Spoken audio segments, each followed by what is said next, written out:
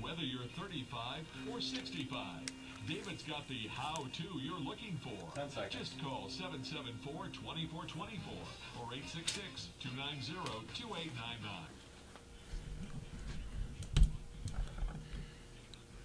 Welcome back to the How-To Show for Grown-Ups. I'm David Carrier, your family's personal attorney. You know, we had a call in the first part of the show, gentleman who was raised by his aunt. Now, and that's I don't know how long ago it was, but judging from the sound of his voice, I'd say 40 or 50 years ago. But from 3 days on out, he was raised by his aunt, living with her and everything else.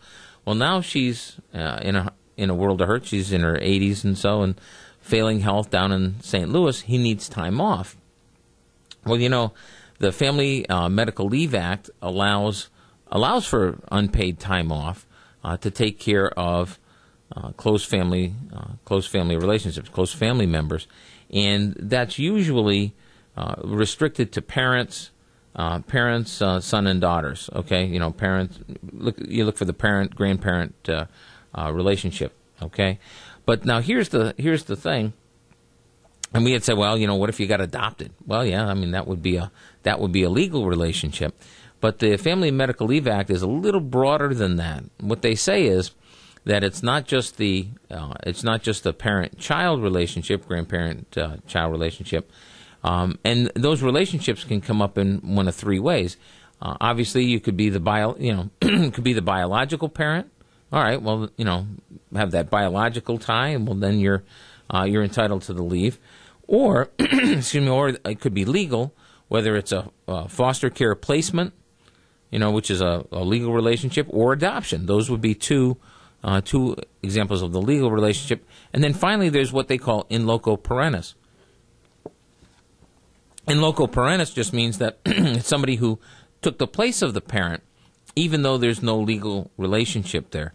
There are not a lot of cases on this, but if you're being taken care of, like it would seem to me that Raymond's case is right on point here. I mean, it's exactly what they were thinking of. If you're raised by somebody else, so it's not just a matter of providing, you know, comfort and support after a traumatic event in your life once you're an adult, and it's not a matter of daycare, you know, here and there. But if you're actually standing in for the parent, if the loved one is actually financially responsible, emotionally responsible, you know, if that person has assumed the obligation and role of a parent, the biological and legal relationship is not required. The Department of Labor has a bunch of regulations on this. The legal record, you know, the record of the courts interpreting this is really pretty slim. It looks like there may be one or two decisions where the courts have dealt with this, whether, you know, the nature of the relationship, but you have to prove it.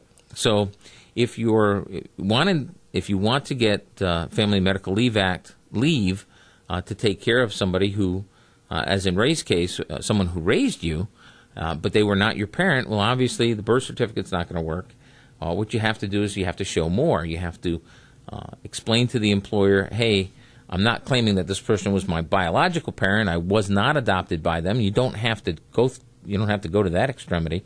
What you would say is, you know, I was placed there after 3 years. These are the people who bought my clothes, brushed my teeth, shined my shoes. You know, all that kind of thing. Got me to school on time. And once you can show that, then you are entitled to the Family Medical Leave Act. The unpaid leave to care for that person. You know, and I think that just points out how important it is, really. Ties us back to Thanksgiving a little bit, I think. You know, the gratitude that we feel to those who raised us, the important people in our lives who take care of us. And in this example, the Family Medical Leave Act kind of ratifies those relationships. It doesn't have to be strictly legal. Doesn't have to be strictly biological. Instead, it can be the person who actually stepped up to the plate and did the work.